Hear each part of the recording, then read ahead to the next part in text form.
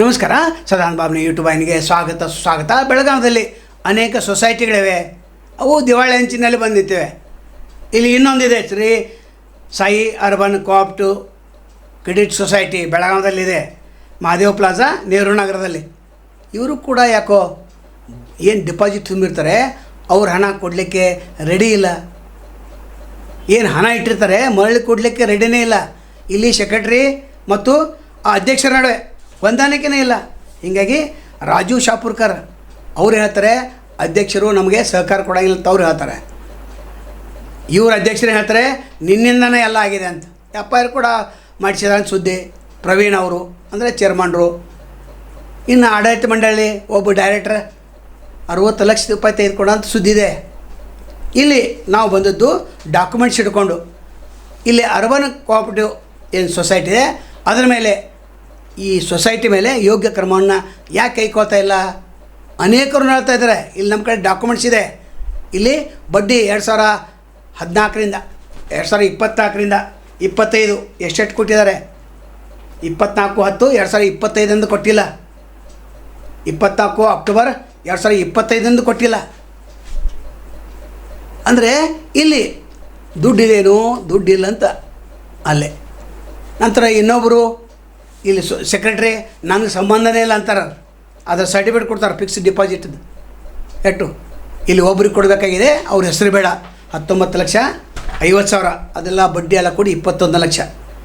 ಇವತ್ತು ಬಾ ನಾಳೆ ಬಾ ಅಂತಿರ್ತಾರೆ. ಅಂದರೆ ಇಲ್ಲಿ ಈ ಸೊಸೈಟಿ ಏನಾದರೂ ಮುನುಗುವಂಥ ಹಂತದಲ್ಲಿದೆಯಾ? ಜಿಲ್ಲಾಧಿಕಾರಿಗಳು ಇದನ್ನು ಗಮನಿಸಬೇಕು.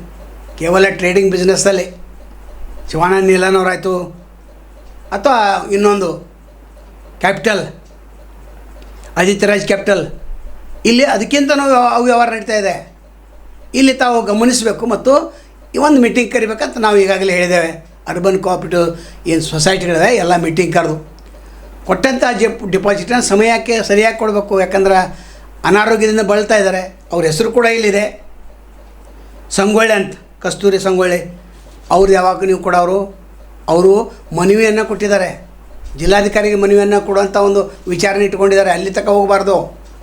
ಬೇಗನೆ ಈ ಸೊಸೈಟಿ ಸೆಕ್ರೆಟರಿ ರಾಜು ಶಾಪುರ್ಕರ್ ಮತ್ತು ಪ್ರವೀಣ್ ಅವರು ನೀವು ಯಾವುದೇ ಪರಿಸ್ಥಿತಿಯಲ್ಲಿ ಕೊಡಲೇಬೇಕಾಗ್ತದೆ. ಯಾಕಂದರೆ ಎಲ್ಲ ಡಾಕ್ಯುಮೆಂಟ್ ಇದ್ದಾಗ ನೀವೇ ಕೊಡ್ತೇವೆ, ಇವತ್ತು ಬಾ ನಾಳೆ ಬಾ ಅಂತಾರೆ, ಅದರಲ್ಲಿ ದುಡ್ಡನ್ನೇ ಇಲ್ಲ. ಹಾಗಾದ್ರೆ ಪರಿಸ್ಥಿತಿ ಏನು, ಎಲ್ಲಿ ಬಂದು ನಿಂತಿದೆ? ಇದನ್ನು ಸಹಕಾರಿ ಸಂಘಗಳ ನಿಬಂಧಕರಾಗಲಿ ಅಥವಾ ಸಂಬಂಧಪಟ್ಟಂಥ ಅಧಿಕಾರಿಗಳು ಎಲ್ಲರೂ ಗಮನಿಸಬೇಕಾಗ್ತದೆ. ಇವರು ಏನು ಶ್ರೀಮತಿ ಕಸ್ತೂರಿ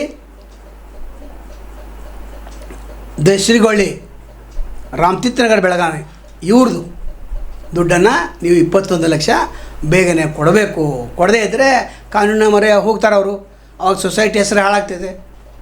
ನೀವೆಲ್ಲ ನಂತರ ನಿರ್ದೇಶಕರು ಸಾಲ ತೆಗೆದುಕೊಳ್ಬಾರಂತಿದೆ. ಒಬ್ಬ ನಿರ್ದೇಶಕರು ದೊಡ್ಡ ಪ್ರಮಾಣದಲ್ಲಿ ಸಾಲ ತೊಗೊಂಡಾರೆ, ಅದಕ್ಕೆ ಸೆಕ್ರೆಟ್ರಿ ಕಾರಣ. ಇನ್ನು ಸೆಕ್ರೆಟ್ರಿ ಮನಿ ಇವರು GPA ಬರ್ಸ್ಕೊಡೋಣಂತ ಯಾರು ಚೇರ್ಮನ್ರು. ಹೊಂದಾಣಿಕೆ ಇಲ್ಲ ಅಂತ ಅಂದಾಗ ಸೊಸೈಟಿ ಹೆಂಗೆ ನಡೀತೈತೆ? ಅದು ನಡೆಯೋದಿಲ್ಲ. ಬೇಗನೆ ಈ ಸೊಸೈಟಿ ಮೇಲೆ ಯೋಗ್ಯ ರೀತಿ ಕ್ರಮ ಕೈಗೊಳ್ಳಬೇಕು ಮತ್ತು ಈ ಬಡ್ಡಿ ಏನಿದೆ ಅವ್ರನ್ನ ಕರೆಸಿ ಬೇಗನೆ ಕೊಡದೆ ಹೋದರೆ ಈ ಸೊಸೈಟಿಗೆ ಇನ್ನೊಂದು ಕೆಟ್ಟ ಹೆಸರು ಬರ್ತಿತ್ತು ಅಂತ ಹೇಳ್ತಾ ಇವತ್ತಿನ ವಿಡಿಯೋ ಮುಗಿಸ್ತಾರೆ. ನಾಳೆ ಮತ್ತೊಂದು ವಿಡಿಯೋ ತಮ್ಮನ್ನು ಭೇಟಿಯಾಗ್ತೇವೆ. ಅಲ್ಲಿವರೆಗೆ ಎಲ್ಲಿ ಶಿವಾಗಲಿ. ನಮಸ್ಕಾರ.